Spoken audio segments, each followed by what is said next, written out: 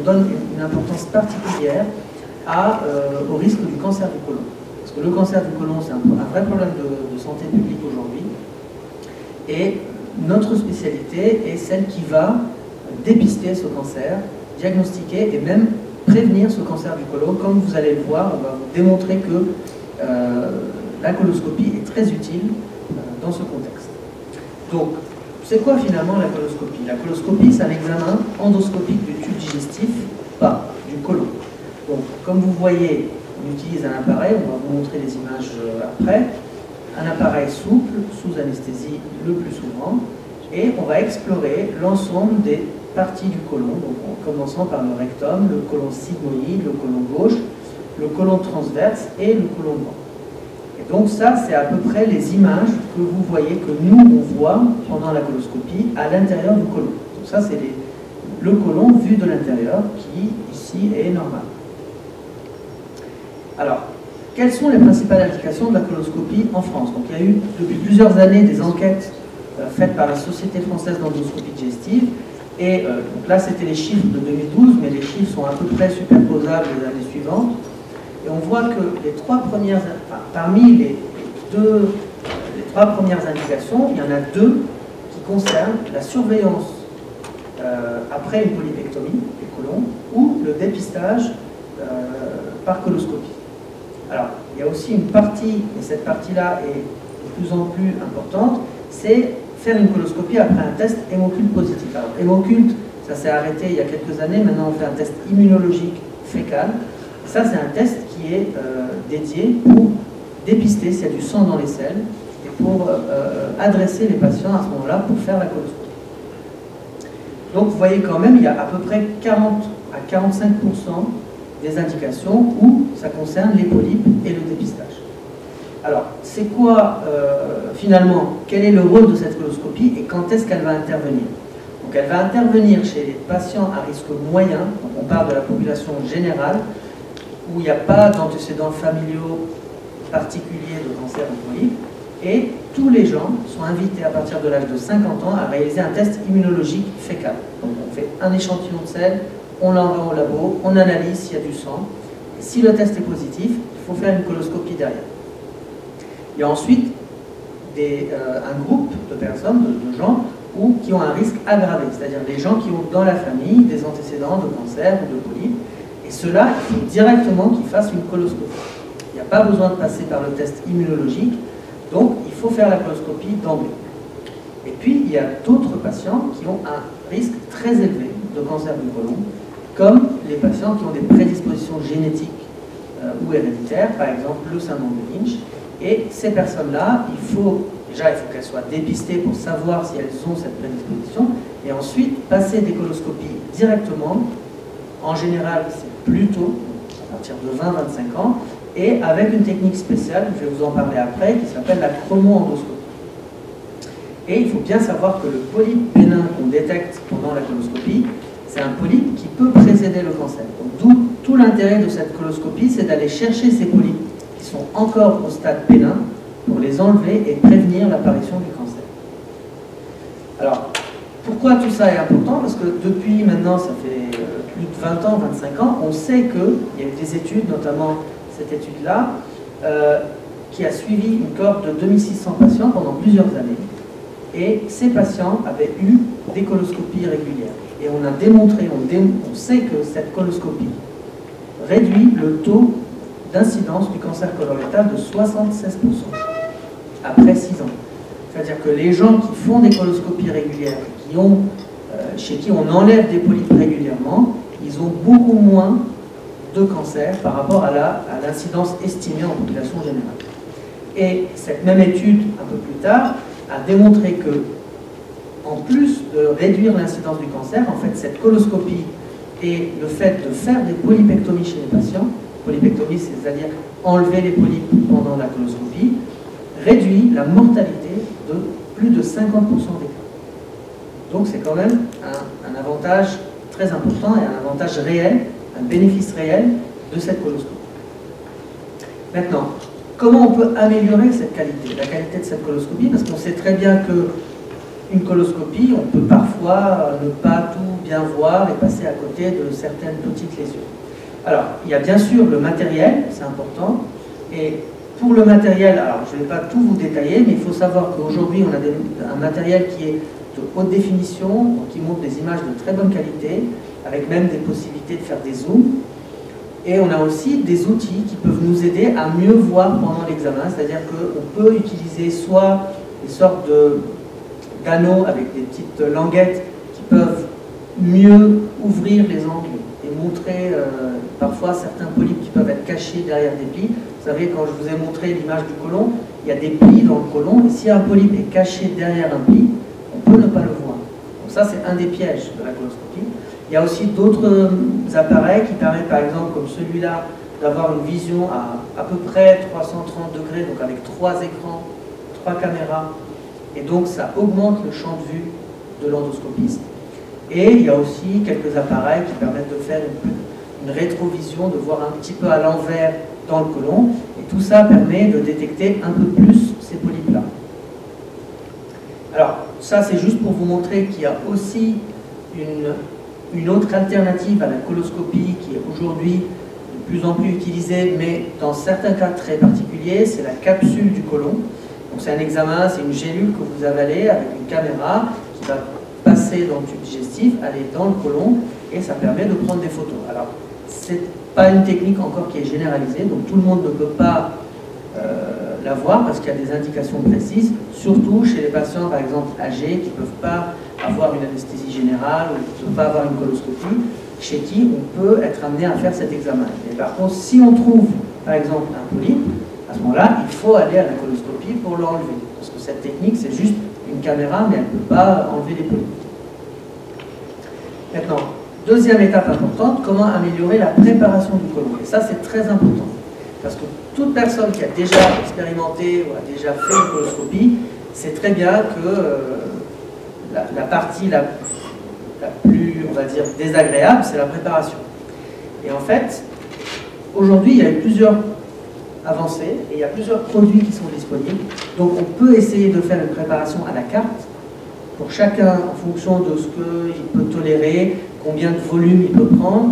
Il y a aussi certaines préparations avec des comprimés. Donc, il y a eu des progrès, mais il y a aussi des progrès dans la façon de donner cette préparation. Et on sait aujourd'hui que le fait de donner le produit en 2 fois, en 2 temps, en split, on appelle ça, la veille et le matin, permet d'améliorer cette qualité de préparation.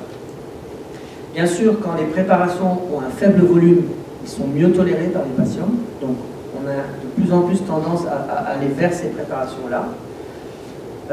Il y a aussi des contre-indications en fonction de chaque type de préparation par rapport au risque individuel, si on a une insuffisance rénale ou cardiaque. Et puis, il faut savoir que le délai entre la dernière prise de produit et la coloscopie ne doit pas excéder 4 à 5 heures. Parce qu'au-delà de 5 heures, il y a de nouvelles matières qui vont s'accumuler et donc on perd le bénéfice de ce premier passage du produit et du nettoyage du côlon. Alors, il y a des cas particuliers, chez les patients très constipés où il faut vraiment traiter cette constipation au préalable, quelques jours avant, chez les patients diabétiques aussi ou qui ont des maladies neurologiques. Et puis, il ne faut pas hésiter pendant l'examen à utiliser des pompes pour laver, donc pour nettoyer, laver, aspirer, parce que ça nous permet également d'améliorer encore davantage cette préparation. Et puis, finalement, aujourd'hui, on utilise carrément un peu partout en France des scores pour qualifier cette préparation du côlon. Alors le plus connu, le plus utilisé, c'est le score de Boston. Je vais vous montrer quelques exemples parce qu'il est simple, il est vraiment assez pratique. Et ça nous permet d'avoir une idée non seulement qualitative, mais quantitative de cette qualité de la préparation du côlon. Par exemple, ça c'est un exemple d'un côlon, on voit encore qu'il y a plein de matière, donc le score c'est 1, c'est pas fameux, et ça c'est pas satisfaisant parce qu'on peut très bien imaginer s'il y a des petits polypes ici, on peut ne pas les voir. Un score en contrepartie de 3, c'est un score optimal où on voit très bien tout le côlon, et là on peut être sûr, quasiment sûr de notre examen. Alors, troisième chose, qu'est-ce qu'on peut faire aussi pour améliorer la détection des polypes? Eh bien, il y a cette fameuse chromo-endoscopie, la coloration pendant l'examen. Alors c'est une technique qu'on utilise pas forcément chez tous les patients, mais notamment chez des patients qui ont un très haut risque de cancer du côlon. Et ça nous permet, par exemple ici, de mettre en relief certaines polypes qui sont plans, donc qui ne sont pas surélevés, et difficiles à détecter sans cette coloration. Donc c'est une sorte de colorant bleu qu'on injecte dans l'appareil, sur la muqueuse. On va avec un petit cathéter spray, et ça permet de mettre en relief toutes les parties du polype. Et comme ici, par exemple, vous voyez quasiment rien, là, on voit sur la même image qu'il y a effectivement un polype qu'on aurait pu ne pas voir. Alors, il y a aussi d'autres choses à connaître, c'est qu'il y a des polypes qui sont de nature difficiles à détecter. On appelle ça des polypes festonnés. Alors, vous savez, les polypes dans le côlon, il y a en gros trois types. Il y a les polypes adénomateux, ce qu'on appelle les adénomes. Il y a les polypes hyperplasiques ou festonnés. Il y a des polypes qui sont un peu particuliers, amartomateux. Et ça, c'est un type qu'on appelle festonné. C'est un polype qui est en général difficile à voir parce qu'il est parfois caché par des matières. Et on peut utiliser aussi ce qu'on appelle une coloration virtuelle. Donc on appuie sur un bouton, on change un peu la luminosité et les filtres lumineux et on peut mieux détecter ce type de polype. Il y a quelques années, on ne les connaissait pas trop, ces polypes, mais aujourd'hui, on a de plus en plus d'expérience et on sait les chercher, et on sait les détecter et les enlever. Là, c'est pareil, c'est aussi un aspect, un polype qui est pas très bien visible. Donc là, on le voit un peu avec cette coloration virtuelle. Et on voit la différence entre la muqueuse du côlon qui est normale ici et la muqueuse du polype qui est un peu plus granulée. Donc là, c'était pour vous montrer comment on fait pour enlever un polype. Donc en général, on injecte au préalable sous le polype une solution avec du bleu. Ça va un peu trop vite, mais je vais vous la remettre. Ensuite, on prend une anse. Une anse qu'on met dans le canal de l'endoscope avec une sorte de... C'est un cathéter muni d'une anse arrondie. On encercle le polype et on va appliquer un courant électrique pour couper avec de l'électricité la base du polype. Donc ça, c'est au moment où on coupe, vous voyez, là, on a encerclé le polype, on le coupe, il y a un peu de fumée, hein, c'est normal. Et là, c'est la base qui est, on voit bien, elle est propre, il n'y a plus de polype. Il y a juste un petit vaisseau, c'est normal, avec un petit peu de sang. Ça arrive fréquemment pendant les mucosectomies. Et on peut même traiter, clipper ou brûler ce vaisseau pour éviter les saignements. Après, il y a aujourd'hui de nouvelles techniques qui nous permettent aussi d'aller un peu plus pour enlever des polypes qui étaient auparavant inenlevables par endoscopie. Il y a des techniques qu'on appelle les dissections sous muqueuse. Donc, au lieu de couper, comme je vous ai montré, avec une anse, tout le polype, il y a certains polypes qui sont assez volumineux ou assez larges. Et la meilleure technique aujourd'hui pour les enlever complètement, c'est de faire ce qu'on appelle une dissection sous la muqueuse. Donc, on fait pareil, on injecte d'abord le polype pour le soulever. Ça, c'est les parties du côlon. Et donc, une fois qu'il est soulevé, on a une sécurité, un épaississement de la sous-muqueuse. Et on peut couper en disséquant comme les chirurgiens, petit à petit. Et au final, il y a plusieurs instruments, plusieurs types d'instruments, mais l'essentiel, c'est de faire une sorte de cercle, d'encercler le polype pour couper au fur et à mesure. Et au final, on peut arriver à enlever des gros morceaux de polype qui peuvent aller jusqu'à 5, 6, 10 cm et en une pièce, en une seule pièce, avec l'avantage déjà d'être sûr qu'on est complet, qu'on a tout réséqué, parce on voit les marges qui sont à l'extérieur, et que pour l'anatomopathologiste, celui qui va analyser la pièce, pour lui, il a une analyse qui est plus fiable, parce qu'il sait exactement où sont les limites profondes, où sont les limites externes, et il peut nous donner une analyse beaucoup plus fiable de ce polype. Ça, c'est des nouvelles techniques aujourd'hui qui sont pratiquées ici, et qui sont de plus en plus pratiquées en France. Donc, je résume, au final, donc je vous mets un peu les critères de qualité de la coloscopie qui ont été donc émises par la SFED, la Société Française d'Endoscopie Digestive, en termes de synthèse. Donc, la qualité de la préparation est essentielle pendant toute coloscopie. Et si on a un score, vous savez le score de Boston que je vous ai montré, si on a un score qui est inférieur ou égal à 5, c'est un score qui va jusqu'à 9. Donc, tant qu'on a un score de 6, 7, 8 ou 9, c'est bon. Si le score est inférieur ou égal à 5, il faut refaire cette coloscopie dans les 6 mois, parce qu'on n'est pas sûr du tout du résultat. Ensuite, il faut être sûr, pendant l'examen, d'aller jusqu'au bout du côlon et ne pas juste se contenter de voir de loin. Il faut aller toucher le bas du cécum, donc la dernière partie du côlon, et faire des photos pour être sûr qu'on a tout vu. Et puis, pendant le retrait, en descendant le côlon, il faut avoir un temps suffisant pour bien examiner. En général, on dit plus de 6 minutes. Parce que dans les études, ça a été démontré qu'à plus de 6 minutes, on est quasiment... on peut détecter plus de polypes que si on descend très rapidement. Et puis, bien sûr, il y a aussi la qualité de la formation des médecins, qui est essentielle, et de la reconnaissance des lésions, comme je vous ai montré, des lésions, des polypes qui peuvent être parfois difficiles à voir, et ce qu'on appelle aujourd'hui le taux de détection d'adénome, le TDA.